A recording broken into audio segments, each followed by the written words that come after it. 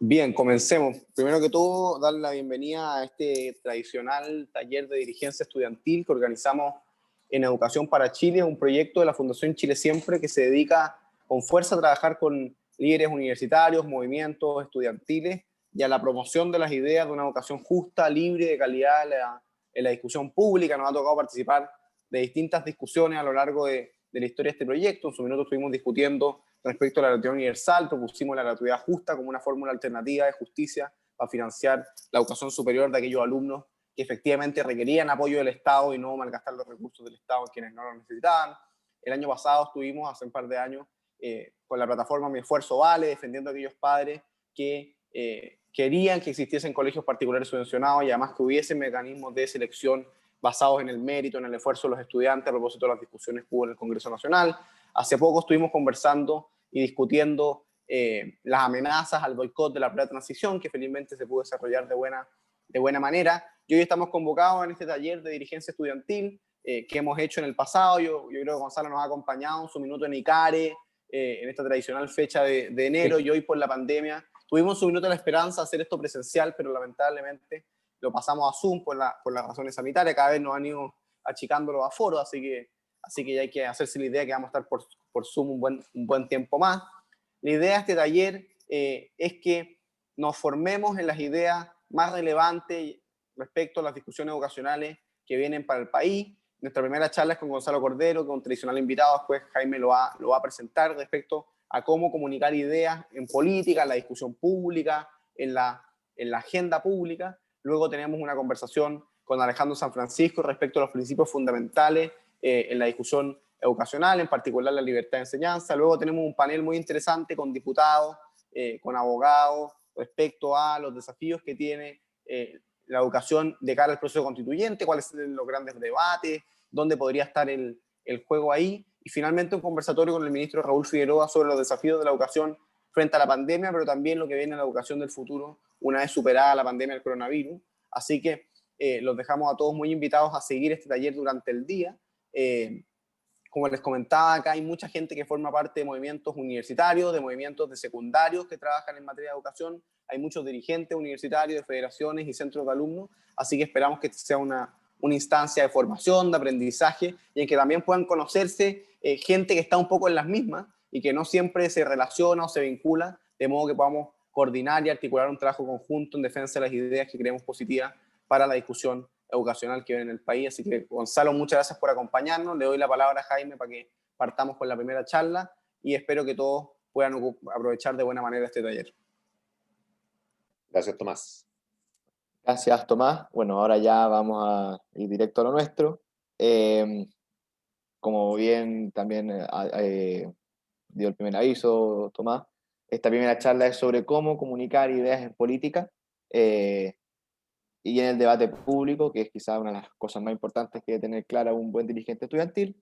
Para lo mismo nos acompaña alguien que tiene un gran trayecto y recorrido en el análisis de la actualidad y de la contingencia.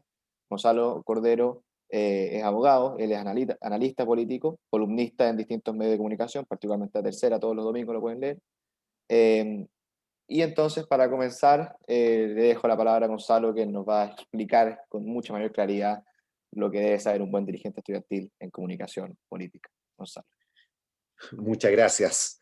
Gracias por la invitación y por la oportunidad de tener esta conversación. A ver, voy a tratar de ser lo más concreto y práctico posible. Tengo 5 puntos en los que quiero dividir esta presentación. La primera y más básica, creo yo, es que uno tiene que dividir, distinguir, separar como cosas distintas lo que son las ideas de lo que son las posiciones. Les voy a hacer una analogía lo voy a tratar de explicar con una analogía que creo que es bastante fácil de visualizar.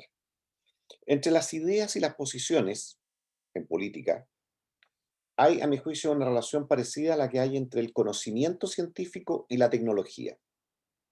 El conocimiento son ideas.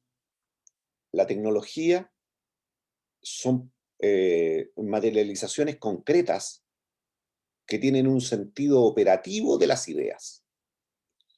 Por ejemplo, en este iPhone hay mucho conocimiento, muchas ideas, pero ese conocimiento está llevado a la acción en un producto concreto. Yo puedo tener todas las ideas que hacen posible este iPhone en un libro y yo no lo compraría nunca y probablemente tendría ningún interés en leerlo. ¿Por qué razón? Porque seguramente son ideas muy complejas, difíciles de entender, que a mí, de buenas a primeras, yo pensaría que no me sirven para nada. Pero cuando esas ideas Steve Jobs las toma y con esas ideas hace que sus ingenieros construyan esto, yo esto sí lo identifico como algo que me sirve, sí lo identifico como algo que tiene que ver con mis necesidades y estoy dispuesto a pagar por él. O sea, las ideas en el libro no me interesan. Las ideas plasmadas en un producto sí me interesan y pago por ellas. Esta es la diferencia que hay. Perdón, no, y voy a decir una cosa antes. Paso breve. Por supuesto que lo que estoy diciendo entraña que las ideas que están, el conocimiento que está en el libro es muy valioso. Que a mí no me interese ir a comprarlo y leerlo, no le quita valor. Simplemente que su valor se expresa de otra manera. Porque si ese conocimiento no existiera, el iPhone no existiría. Por lo tanto, es un error creer que el iPhone es más importante que el libro o que el libro es más importante que el iPhone. Son dos elementos que se complementan. Son dos elementos sin los cuales o bien uno no existe, el iPhone, o bien el otro pierde valor porque se queda en algo meramente abstracto. ¿Ah? A nosotros lo que nos sirve es el desarrollo del conocimiento en la medida que ese conocimiento luego se puede aplicar de una forma útil. Sin conocimiento no hay tecnología y tecnología sin conocimiento es inútil. Hagamos ahora el paralelo en el mundo nuestro. En el mundo nuestro, el conocimiento científico son las ideas. Quienes producen ese conocimiento, quienes producen esas ideas, nosotros los llamamos intelectuales. En el campo de la ciencia son los científicos. Acá digamos que son los intelectuales. ¿Ah? Ellos producen las ideas. Y las ideas son fundamentales. En el otro lado, lo que tenemos, personas como ustedes, son personas que tienen una vocación por lo público. Y esa vocación por lo público se puede expresar de las dos maneras. Se puede expresar a través de un desarrollo intelectual y ustedes pueden tomar el camino del trabajo intelectual y ser personas que hagan un gran aporte desarrollando ideas, o pueden ser personas que se enfoquen a la acción y se dediquen, en términos amplios, a la política y sean políticos. La relación entre intelectuales y políticos es una relación que yo considero bastante equivalente a la relación que hay entre científicos e ingenieros que producen tecnología.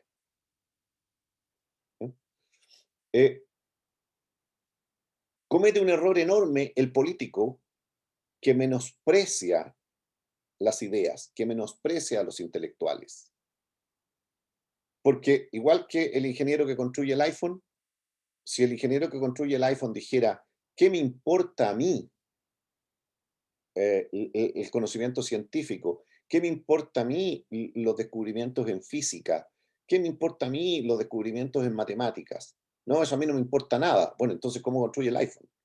Si con todo ese conocimiento es que usted puede construir el iPhone, hacerlo.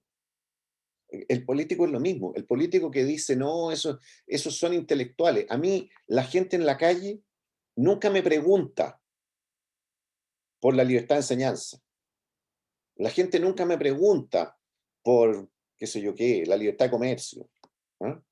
No, la gente me pregunta cómo tengo mejor educación para mis hijos, qué hacemos para que la escuela sea mejor. ¿Ah? Entonces, hay gente que en política cree que puede separar las dos cosas y que no tiene nada que ver el mundo de las ideas con los problemas reales, con los problemas concretos. Cuando más tienen algo que ver con eso que llamamos políticas públicas. Primera cosa, el error es el mismo si el ingeniero cree que no le importa el conocimiento científico que si el político cree que no le importan las ideas. ¿Ah? Por otro lado, también, el que produce ideas comete un error cuando menosprecia a los políticos. Porque son los políticos los que le dan sentido, le dan vigencia a esas ideas. Pero son dos cosas distintas. Entonces, cuando uno dice, ¿cómo coloca mejor? ¿Cómo transmite mejor? ¿Cómo se transmiten mejor las ideas? Es el equivalente a decir, ¿cómo vendo mejor mi iPhone? Y esta es una cosa que suele confundirse. La gente suele no verlo con claridad. Ahora digamos, ¿y cuál es el iPhone en esta analogía? ¿Ah? Porque claro, uno el tema de las ideas lo suele ver más o menos, lo distingue más o menos claro. O sea, hay un conjunto de principios que están intelectualmente desarrollados, a los cuales uno adscribe, uno tiene una visión conceptual del ser humano, de la sociedad. ¿Ah? Uno cree que por razones que están estructuradas, como les digo, intelectualmente, bien pensadas, uno dice, no, mira, yo estoy de acuerdo con lo que piensa Hayek o Popper, o estoy de acuerdo con lo que piensa Rawls o Gramsci. Eh, pero luego cuando yo esas ideas las quiero hacer operativas y yo me muevo del mundo de las ideas al mundo de la política, como me muevo del mundo de la ciencia al de la tecnología, entonces yo tengo que hacer un ajuste. ¿No? ¿Cuál es ese ajuste en materia política? En materia política a eso yo le llamo posiciones. El equivalente al iPhone son las posiciones. Vale decir, ¿qué es lo que yo quiero que se haga o qué es aquello a lo que yo me opongo a que se haga? ¿No? Porque yo puedo decir, mira, yo soy partidario de la libertad de enseñanza, por tal cosa. Por tales razones yo creo que la libertad de enseñanza es un principio fundamental y que toda sociedad debe tener libertad de enseñanza y debe hacerla regir y todas las personas ojalá pudieran educarse en un contexto de libertad de enseñanza, decidiendo dónde estudian sus hijos, decidiendo el tipo de educación que reciben y que las limitaciones económicas no sean un obstáculo para eso. ¿Ah? Eh, claro, eso está muy bien, pero en realidad en política, yo tengo que transformar esto, la idea la tengo que transformar en una posición. Entonces, En concreto, eso significa, por ejemplo, que yo estaré siempre a favor de los colegios particulares subvencionados. Y yo estaré siempre en contra de que el Estado no entregue recursos públicos a los particulares. Dicho de otra manera, voy a estar siempre a favor de que el Estado debe entregar recursos públicos a los particulares cuando los particulares proveen bienes públicos. Y si yo soy un particular y tengo un colegio particular, y ese colegio particular es gratuito, y ese colegio particular es un colegio que educa defendiendo perdón, no defendiendo, educa inspirado en ciertos valores culturales, religiosos, científicos, artísticos, lo que sea. ¿Ah? Eh, yo, por cierto, defiendo que a ese tipo de colegio el Estado le entregue recursos, porque eso es lo que hace real, operativa, la libertad de enseñanza. Entonces, si yo soy un intelectual, yo voy a escribir papers sobre la libertad de enseñanza. Si yo soy un político, yo la voy a defender tomando posiciones, diciendo, yo quiero que la sociedad funcione así. Estoy a favor de esto en concreto o estoy en contra de esto en concreto. Entonces, lo primero es, cuando uno dice, ¿cómo se defienden las ideas en el espacio público? Mi primera respuesta es, depende. Si yo soy un intelectual, las voy a defender en el campo de las ideas. Y las voy a defender haciendo investigación científica, escribiendo libros, escribiendo artículos. ¿Ah? Si yo soy un político, yo las voy a defender, las voy a promover tomando posiciones respecto de disyuntivas, alternativas concretas, decisiones concretas. ¿Estoy a favor o no estoy a favor de que los colegios, de que exista la educación particular subvencionada? ¿Estoy a favor o no estoy a favor de que la educación particular subvencionada pueda funcionar en igualdad de condiciones respecto de la educación estatal? ¿Estoy a favor o estoy en contra de eso? Eh, por eso es que las ideas son tan importantes y por eso es que es un error gravísimo cuando los políticos asumen posiciones que son inconsistentes con las ideas respecto de las que tiene que sustentarse su proyecto político. Vale decir, un político de centro derecha que está en contra de la subvención a los colegios particulares es un político que no tiene destino, que puede tener momentos de popularidad, pero que en el largo plazo lo único que va a hacer es dañar su proyecto y dañarse a sí mismo. Tiene que haber un diálogo, tiene que haber una consistencia entre las posiciones y las ideas. Es como si el ingeniero que va a construir el iPhone dijera, mire, por favor tráiganme los mejores textos de biología celular.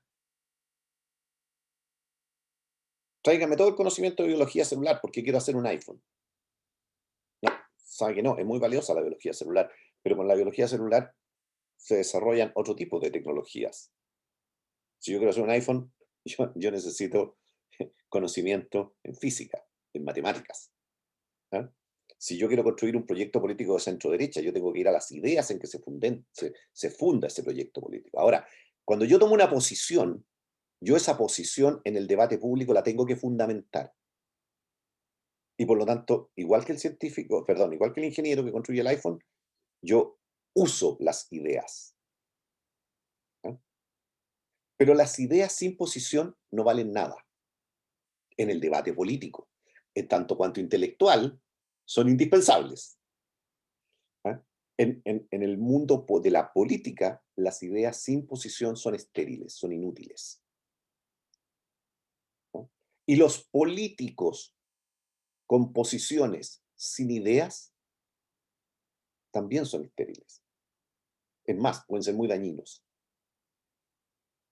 Entonces, lo que yo necesito, cuando digo cómo se transmiten ideas en el debate público, en el campo de lo público, se transmiten cuando yo estoy dedicado a la política, a influir en la práctica, a que las cosas pasen de una cierta manera, se difunden, primero teniendo claridad de ellos, de ellas, pero fundamentalmente o directamente tomando posiciones. El debate político no es un debate intelectual. O sea, primera cosa que ustedes tienen que tener claro. Ahora, ¿todas las posiciones son populares? No. Ese es el problema, ¿no? Y hay veces que hay posiciones, son más populares las posiciones que son incompatibles con las ideas que yo sostengo, que defiendo. Entonces ahí yo tengo que hacer una opción nomás. Eh, ¿Abandono mis posiciones o abandono mis ideas? El ideal, lo que uno espera, es que la gente no abandone ni sus posiciones ni sus ideas. Mantenga sus posiciones y luche de la mejor manera posible, explicando fundamentándolo en sus ideas para en el tiempo sacarlas adelante. ¿Sí? Entonces, eso me parece lo más importante. La segunda cosa, para transmitir ideas en el espacio público, estas posiciones eh, necesitan un cierto grado de conflicto, un cierto nivel de conflicto. Si no hay conflicto, es muy difícil transmitir ideas. Eh, esto se entiende fácil, creo yo, a través de yo suelo usar una analogía, yo suelo decir propuestas de candidata a Miss Universo, ¿no? Eh,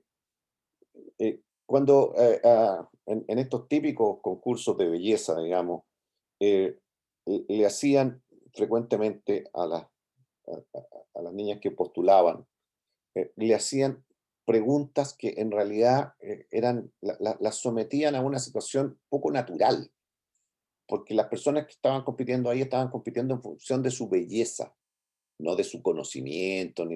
Entonces les hacían unas preguntas que estas niñas siempre solían contestar con respuestas como que lo que ellos más querían era la paz del mundo, o que se acabara el hambre, ¿ah? O que los niños fueran felices.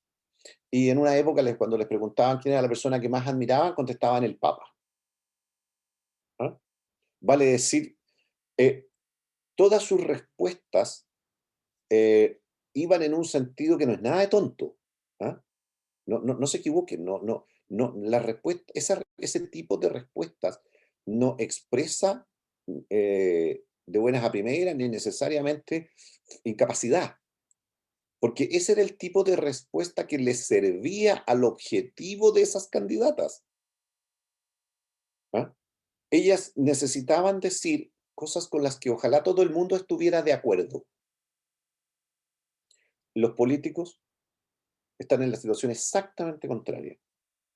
Los políticos eficaces son los que dicen cosas con las que una cantidad de gente está muy de acuerdo y otra cantidad de gente está muy en desacuerdo.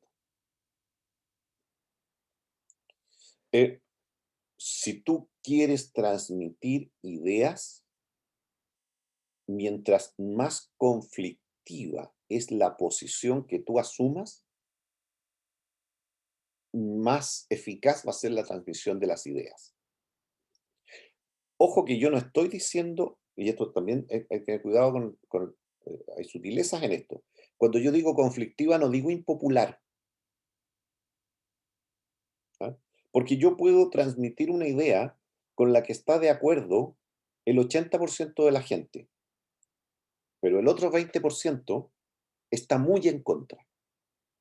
esa es una idea, ese es el dorado, esa es la ciudad mágica que busca todo político.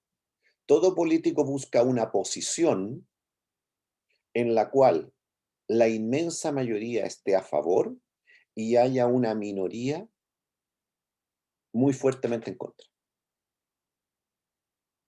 Al político hay dos extremos que no le sirven. No le sirve la paz del mundo. No le sirve una posición en la que todo el mundo está de acuerdo. Nadie está en contra. Eso no tiene energía, eso no se transmite. Y tampoco le sirve una posición en la que el 98% está en contra, ¿no? Lo que tiene que buscar el político es lo que yo les acabo de describir. Posiciones en la cual la mayoría está a favor, pero hay una minoría fuertemente en contra. Porque es el conflicto el que genera interés. Y es el conflicto el que hace que la gente tome posición. En tercer lugar, cuando yo quiero transmitir mis ideas a través de ciertas posiciones, yo tengo que hacer un ejercicio intelectual, que es tratar de colocarme en un eje binario. Yo tengo que tratar de desentrañar, de visualizar bien esto que yo decía del conflicto. O sea, cuando yo digo aquí hay un conflicto, hay gente que se opone y gente que está a favor. Lo que uno tiene que buscar con claridad es la gente que se opone y la gente que está a favor, se opone o apoya qué cosa en realidad, ¿no? ¿Cuál es verdaderamente lo que mueve a las personas a estar en una posición o en la otra? ¿De qué se trata en realidad esta discusión? ¿No? Em, Les voy a poner un ejemplo de algo relativamente cercano. Eh, yo sostuve y sostengo que en el plebiscito de octubre del año pasado, la gente que fue llamada a decidir si quería que tuviéramos una nueva constitución o no tuviéramos una nueva constitución y siguiéramos con la misma, eh, la gente votó fundamentalmente por dos razones y una se subsume en la otra, ¿no? Yo creo que hubo gente que votó apruebo porque veía en la opción apruebo una manera de superar un conflicto. Decía, en Chile estamos divididos, la Constitución nos divide y por lo tanto no sigamos peleando. Hagamos otra. Si ese es el problema, hagamos otra, en la que estemos de acuerdo todos. Entonces, había un eje relevante que era acuerdo, conflicto, guerra, paz social. Pero había otro que a mi juicio era más importante porque subsumía a este. Viejo Chile, nuevo Chile. Vale decir, si yo creo que esta sociedad actual tiene una serie de injusticias, hay abusos, yo no tengo todo lo que quisiera, a mí me gustaría que mis hijos tuvieran acceso a mejores colegios, a mí me gustaría que si yo me enfermo tenga acceso a mejor salud, a una mejor atención de salud, ¿ah? Si yo quiero vivir en un barrio que haya mejores espacios públicos, que mi casa sea mejor, en fin, todas esas limitaciones, si yo quiero que se superar todas esas limitaciones que tengo en mi vida diaria, eh, ¿cómo tengo que hacerlo? ¿Eso tiene alguna relación con la Constitución? Mucha gente se convenció que sí, que para que todas esas cosas ocurrieran tenía que haber una nueva Constitución. Entonces se estableció un eje viejo Chile, nuevo Chile. Y que para que tuviéramos un nuevo Chile, teníamos que tener una nueva constitución. Porque ustedes comprenden que la literalidad de la pregunta no tiene sentido, no es razonable.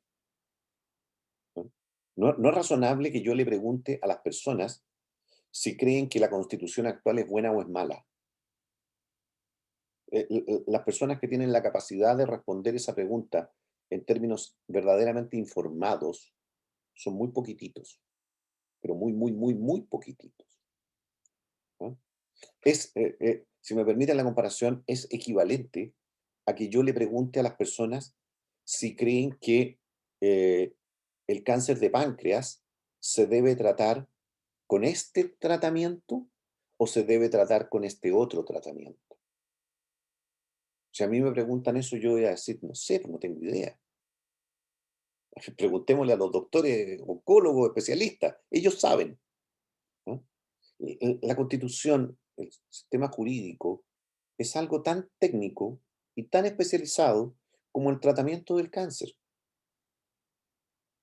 Lo que pasa es que nosotros vemos como obvio que el tratamiento del cáncer no puede ser sometido a una votación popular. Y no es tan obvio que las cuestiones jurídicas, las instituciones jurídicas no lo sean. ¿Ah? Hay una cierta razonabilidad en eso, por supuesto, también. ¿Ah? No es arbitrario, si no, no podríamos, las sociedades se gobiernan y se gobiernan democráticamente, y por lo tanto, lo que quiero decir con esto, lo que quiero decir con esto es que no es que no se le pueda preguntar a la gente respecto de una nueva constitución, por supuesto que se le debe preguntar, ¿ah? Eh, pero no hay que tomarse la pregunta en un sentido literal. No hay que creer que la gente está contestando la pregunta en un sentido literal. No es que los chilenos fueron, se compraron una constitución o entraron a internet y bajaron la constitución, la leyeron, la estudiaron y llegaron a la conclusión de que era mala o que era buena. No. Lo que las personas estaban decidiendo era si querían un nuevo Chile o querían mantener un Chile más o menos como el que hemos tenido. ¿Ah? Y lo que el mundo político les estaba diciendo, la alternativa que le estaba poniendo era que para tener el nuevo Chile había que tener una nueva constitución. ¿Ah? En todos los temas, en todos, en que hay discusión, en que hay debate, en que hay posiciones contrapuestas, hay siempre un trasfondo. ¿Ah? Las personas, aunque no lo racionalicen así, aunque no se den cuenta, naturalmente las personas se están parando en un eje, favor o en contra por algo. ¿Ah? Y eso hay que tenerlo claro para poder argumentar tu posición. Eh, en cuarto lugar, si vamos haciendo una lógica, si vamos siguiendo esta lógica de cascadas, a la pregunta ¿cómo transmitir bien la idea en público? Primero, las ideas se transmiten a través de posiciones. ¿Ah? Segundo, esas posiciones tienen que tener algún grado de conflictividad, tienen que importarle a la gente. ¿No? Si a la gente le importa, van a haber algunos a favor y otros en contra. ¿No? En tercer lugar, esa conflictividad, uno tiene que tener claro cuál es el eje intelectualmente en que se da. Y en cuarto lugar, uno tiene que poner foco. ¿No? Si yo estoy a favor de la educación particular subvencionada, yo podría dar 40 argumentos a favor de la educación particular subvencionada. Pero si yo doy 40 argumentos, las personas no van a escuchar ninguno.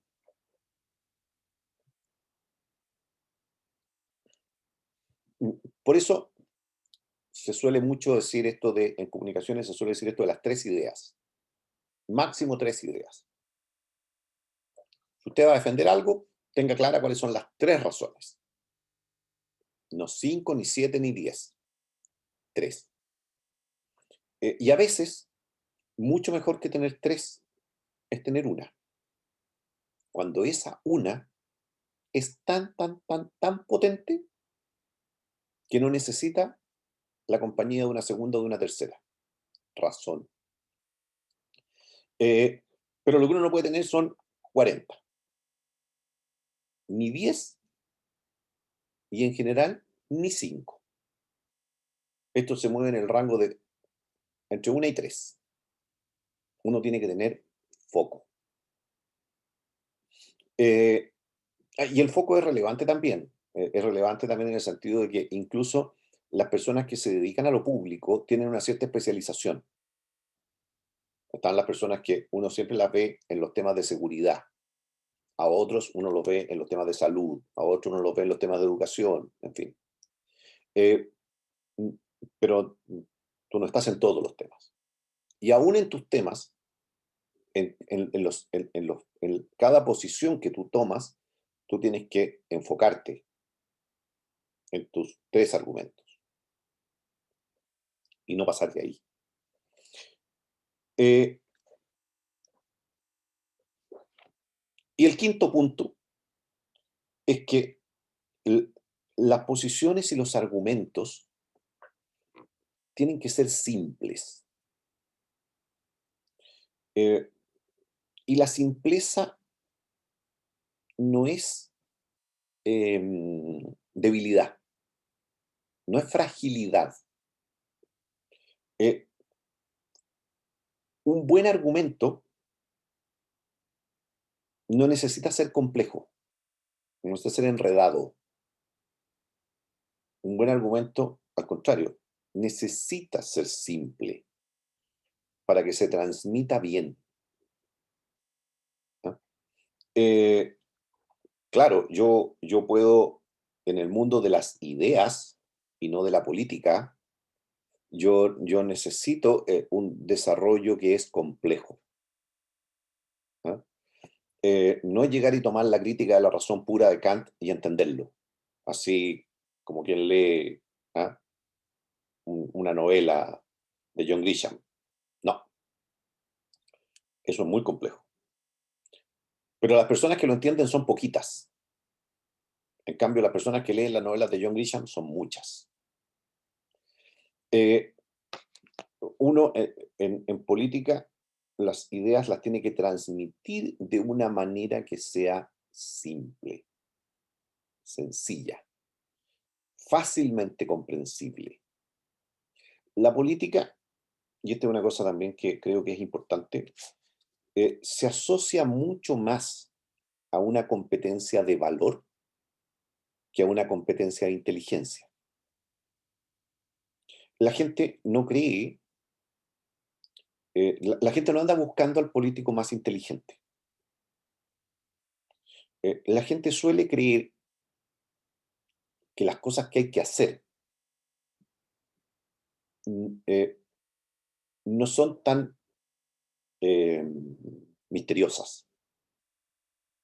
¿Ah? Cuando uno habla con, si ustedes hablan con cualquier persona, ¿ah? Hablen con una tía, hablen con un primo, hablen con su vecino, ustedes se van a encontrar que esa persona tiene tan exactamente claro lo que hay que hacer en Chile, eh, tiene tan exactamente claro los errores que ha cometido este gobierno, o el anterior, o el cualquiera, como tiene exactamente claro lo que tiene que hacer Colo Colo para ganar el próximo partido. ¿Ah? Eh, la gente cree de verdad que no es tan difícil entender lo que hay que hacer. La gente sí se da cuenta que hacerlo requiere de cierto grado de conocimiento, ¿no? Eh, pero, ¿qué es lo que hay que hacer? La gente siempre lo tiene claro. Entonces, ¿qué es lo que anda buscando la gente? La gente anda buscando políticos que se atrevan a hacerlo, ¿no? Y por eso también tiene tanto valor tomar posiciones, porque, porque la gente cuando ve a alguien que toma una posición dice, este tipo se atreve, ¿no? Y si ustedes miran los políticos, entre los políticos mejor evaluados, siempre hay gente que tiene un grado de evaluación positiva entre quienes no están de acuerdo con ellos. porque dicen, no, a mí me cae bien, porque aunque yo no estoy de acuerdo con él o con ella, reconozco que, ¿ah? Reconozco que es honesto, es valiente, dice lo que piensa, en fin. ¿Ah? Eh, el tomar posiciones claras y el dar razones argumentadas de una manera simple eh, es fundamental. Entonces, hagamos un resumen. Los 5 puntos que yo les dije. Las ideas no se transmiten en política como ideas. Lo que permite transmitir las ideas es tomar posiciones. Yo estoy a favor o en contra de que se haga algo en concreto. O sea, primera cosa, tomar posición. Segundo, que esas posiciones tengan un cierto grado de conflictividad. Si todo el mundo está de acuerdo, la posición es ineficaz. Tercero, ese grado de desacuerdo se da siempre en un eje predominante. Tener claro intelectualmente cuál es ese eje. Cuarto, poner foco en mis argumentos, en mis razones, en los motivos que yo doy para sustentar mi posición. No son 50, de uno, dos o tres. Y quinto, transmitirlos de una manera simple, no compleja. No. El político que trata de quedar de inteligente está equivocado. El político tiene que tratar de transmitirle a la gente que él se atreve, no que es el más habiloso, que él se atreve, es el que tiene arrojo, tiene carácter, tiene fuerza, ¿no? Eso es lo que constituye la identidad del político. Yo diría que estos 5 puntos son los 5 puntos fundamentales para transmitir buenas ideas en el espacio público. Y ahora si tienen alguna pregunta, comentario, feliz. Muchas gracias, Gonzalo. La verdad, han llegado preguntas y también a uno se van ocurriendo algunas varias. Pero partiendo con las dudas del público, em, pensando en los a los que está dirigido este mismo taller, de dirigentes estudiantiles que participan de centros de alumnos, federaciones, movimientos universitarios o proyectos políticos como Chile Siempre, o Educación para Chile, em, ¿cuáles son los mejores medios para que jóvenes que participan de estas distintas instancias influyan en la discusión pública? Tu opinión. Mira, los medios, como su nombre lo indica, son medios, no son fines. Por lo tanto, son instrumentales. Eh, y los medios son más o menos eficaces en función de a quién yo le quiero hablar. ¿Ah? Si yo quiero ser conocido, llegar a un universo de jóvenes, sub 30, sub 25, mandar cartas al Mercurio o escribir columnas en el Mercurio parece no ser la mejor opción. ¿Ah? Pero si yo quiero posicionar mi nombre en la élite de gente mayor, ¿ah? Publicar columnas en el Mercurio es una buena opción. Entonces, los medios son instrumentales. Por supuesto, ha habido una evolución muy grande en los medios. Y, y lo que yo les diría hoy día, como para dar una respuesta genérica, es que si uno, perdón, no es genérica la respuesta, para una respuesta más integral. Si ustedes miran lo que ha pasado con los medios de comunicación, ha ocurrido un fenómeno muy interesante.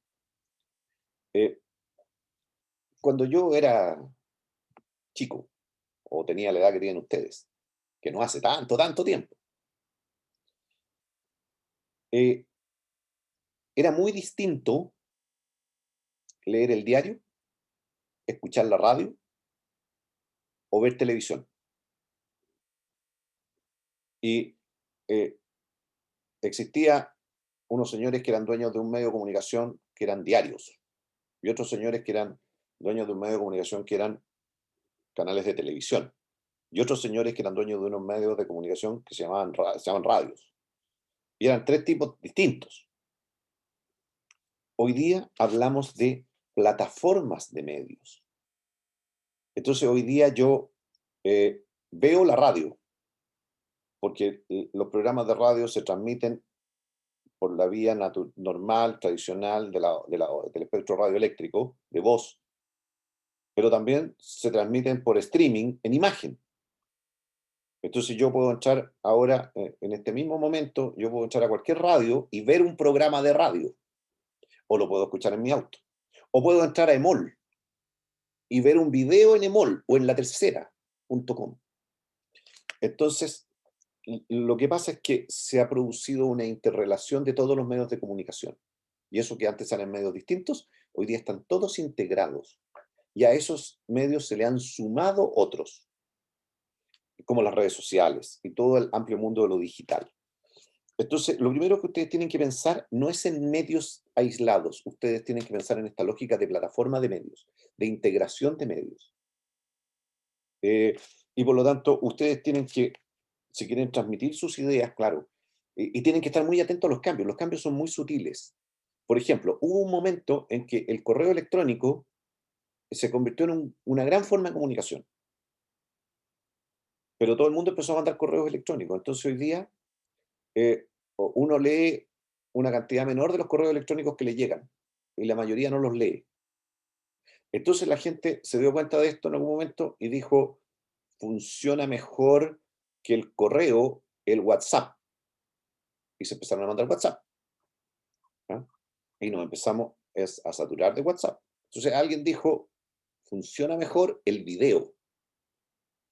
Entonces nos empezamos a mandar videos cortitos, ¿ah? A subir a las redes sociales videos de 1 minuto, de 1 minuto y medio. Últimamente he escuchado a personas que dicen, no, mira, ¿sabes qué? Es más eficaz mandar un audio. Las personas escuchan más los audios que le llegan que lo que abren los videos que le llegan. Lo que les quiero decir con esto es que esto es muy dinámico y que es muy integrativo. Aquí, para usar la vieja expresión comunista, todas las formas de lucha, compañeros, son válidas. ¿Ah? Hay que usarlas todas, pero por supuesto hay un cierto foco. ¿Ah? Entre jóvenes, el diario en su versión tradicional, convencional, escrita, tiene menos valor. Pero no se equivoquen, no crean que tiene ningún valor. No. O sea, para que ustedes como grupo, como movimiento o como liderazgo existan y tengan más influencia, ustedes necesitan que la gente que lee los diarios los conozca. ¿Ah? Entonces, ¿cuál es el medio más eficaz? La pregunta es, depende. ¿Para qué? Hay que usarlos todos. Esa es la respuesta. Y hay que usarlos de manera inteligente, seleccionando bien cada vez que los uso a quién quiero llegar. ¿Ah?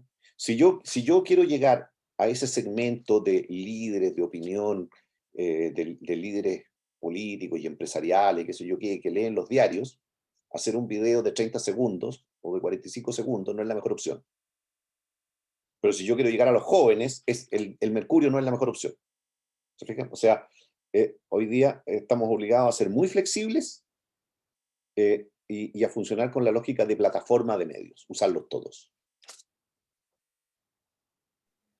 Y desarrollando un poco ese punto, Miguel Rojas lo relaciona con la situación de la cuarentena y pensando él en campañas políticas, supongo campañas de Centradrum, etcétera. ¿Logran las redes sociales reemplazar el contacto humano o la fidelización o movilización de persona a persona? Gabriel. Eh, yo creo que si la pregunta uno la hace en términos absolutos, la respuesta es no. En términos relativos, sí. Vale, ¿qué quiero decir con esto? Quiero decir que si un candidato que dijera, mira, a partir de ahora, la verdad es que la tecnología reemplaza el contacto humano y yo voy a ser candidato a presidente de Chile y no voy a salir de mi casa, ¿ah? Y desde el escritorio de mi casa yo voy a hacer una campaña y voy a tener puras reuniones por Zoom. Eh, yo te diría, eso no le va a resultar. ¿Eh? No le va a resultar. Pero los políticos, hasta hace muy poco tiempo, y todavía, hacen una cantidad de reuniones inútiles que le demandan una cantidad de tiempo, donde se juntan siempre con los mismos, que, que la política tradicional suele sobrevalorar. Entonces hay una evolución. El contacto humano es indispensable, pero hasta ahora ha habido probablemente un cierto nivel de contacto humano iterativo que no agrega valor, que no te hace más conocido, que yo creo que la pandemia a nivel mundial, ¿ah?, nos va a llevar a que vamos a ajustar el contacto humano, lo vamos a disminuir y vamos a expandir el contacto por vías tecnológicas, ¿no? Yo creo que eso viene, eso es inevitable, ¿ah?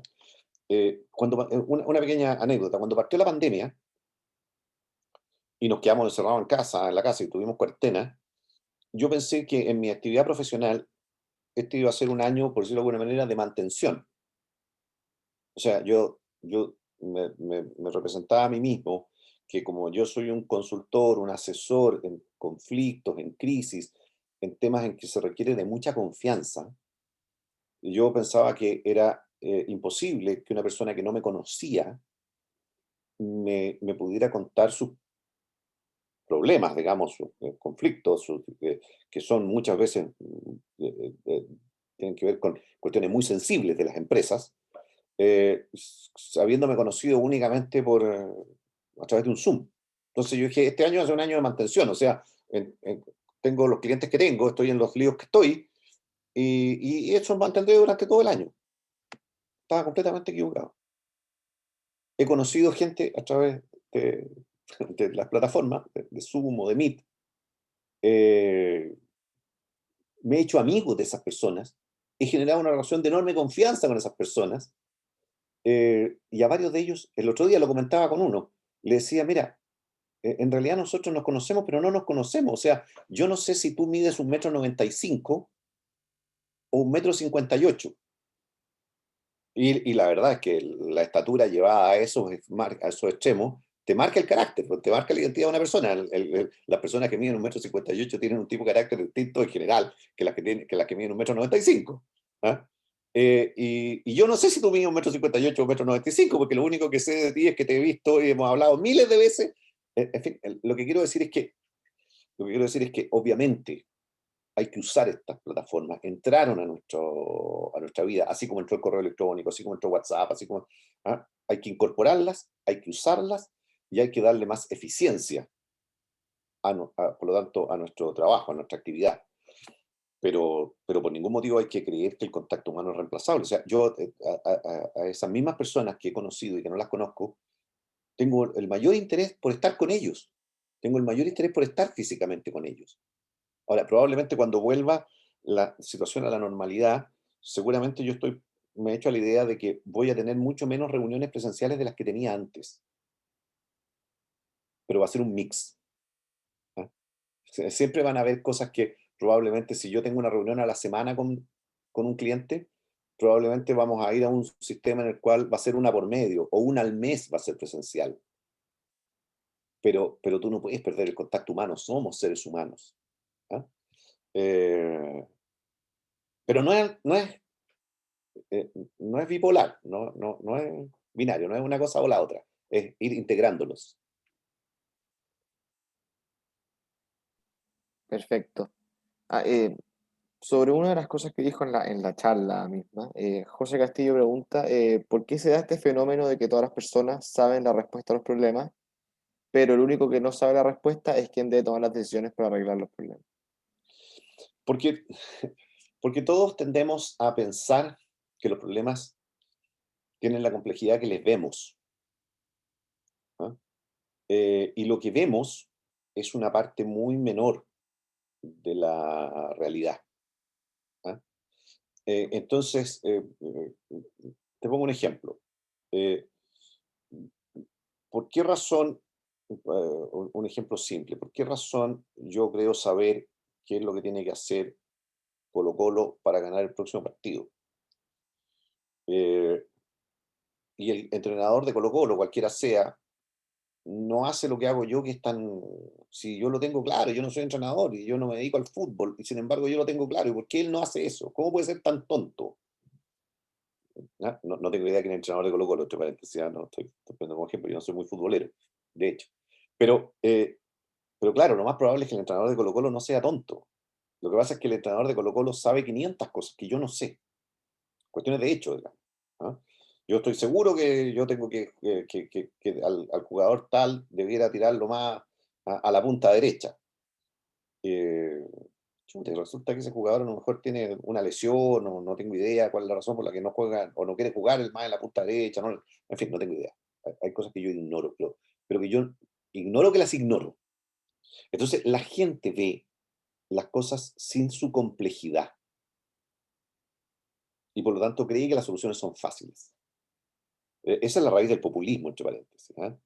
La raíz del populismo es sintonizar con esa percepción del facilismo. ¿No es cierto? Es muy fácil. Oye, si el problema de este país es que la riqueza está mal distribuida, bastaría con que nosotros le sacáramos a los ricos la mitad de lo que tienen, con lo cual seguirían siendo ricos y todos viviríamos mejor. Si es tan obvio, ¿por qué no se hace? ¿No? Eh, Porque cuando uno empieza a mirar las cosas se da cuenta que no, que sacarle la mitad a la gente, a los más ricos, primero es re poca plata en términos de 20 millones o 18 millones de chilenos. Segundo, los ricos se van. Tercero, no es llegar y sacarle la mitad de su patrimonio a nadie, ni el 10% ni el 5%. En fin, que esa solución simple uno empieza a ver que en la práctica o no es aplicable, o si se aplica produce más daño que beneficios, en fin, pero todas esas cosas tienen explicaciones técnicas más complejas, más... No, si la explicación simple de saquémosle la mitad a los ricos, siguen siendo ricos, y repartámonos entre la gente, y todos vamos a estar mucho mejor, ¿ah? Eh, Eso es lo que hace muy difícil la política. Perfecto. Alguien también pregunta, usted lo mencionó en la charla en parte, pero y la pregunta es en perspectiva política, si es que no hay alternativas políticas, ¿qué hace uno para participar en política? Pero usted también lo mencionó en términos de que los que participan en política hay un espectro amplio. Eh, si pudiera un poco desarrollar esa idea. Mira, yo te diría que en la política como la conocemos, el eje binario más relevante, a mi juicio, es el que contrapone la libertad con la igualdad. ¿No? Em, de alguna manera se han ido agregando o se ha ido complejizando esto en sus distintas expresiones, pero libertad e igualdad al final es el eje más relevante. Yo puedo tener una sociedad en la cual los niveles de diferencia, los niveles de desigualdad eh, sean muy bajos. Yo no puedo tener una sociedad en la que no exista la desigualdad, ¿no? Eso es, ni siquiera Marx eh, suponía que eso era posible. Pero claro, si yo voy a China, yo, yo veo, sobre todo en las provincias de China, no en las ciudades, no en las grandes ciudades, pero si yo voy a cualquier provincia china, yo veo un nivel de pobreza más o menos homogéneo. ¿Ah? Y eso funciona así a costa de qué? De restricciones de la libertad que para un occidental son intolerables. Al contrario, si yo voy a cualquier zona de una provincia de Estados Unidos, yo voy a ver diferencias evidentes. ¿Ah? Voy a ver riqueza y pobreza en todas partes. Donde yo vaya voy a ver riqueza y pobreza. Eh, el arte está, a mi juicio, en buscar en esos dos polos hay un amplio espectro. ¿Ah? Y en ese amplio espectro, a mi juicio, el arte está en buscar posiciones que sostengan y defiendan la libertad en un contexto de justicia. Yo creo que ese es el desafío en todos los ámbitos, ¿no? Por supuesto que la sociedad actual, precisamente por la explosión de los medios de comunicación, sistemas de comunicación, ha tendido a subir mucho la incidencia de lo emocional y bajar mucho la incidencia de lo racional. Entonces estamos permanentemente frente al riesgo del populismo hoy día. Y todos, los países desarrollados, nosotros, estamos expuestos a un riesgo mayor de populismo y por eso es tanto más importante que haya gente que participe en el debate público, en la política, que busque su espacio, que busque su tema. ¿Ah? Eh, es más importante que nunca esa contribución. Era ya como, si es que nos permite, si es que tiene el tiempo, una última La última, sí. pregunta. Sí, una última pregunta o más que pregunta, una última palabra suya.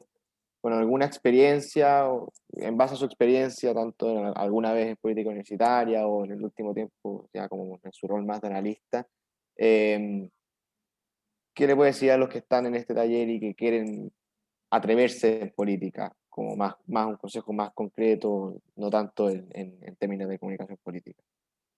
Que no existe una sola manera, no existe un solo camino. ¿Ah?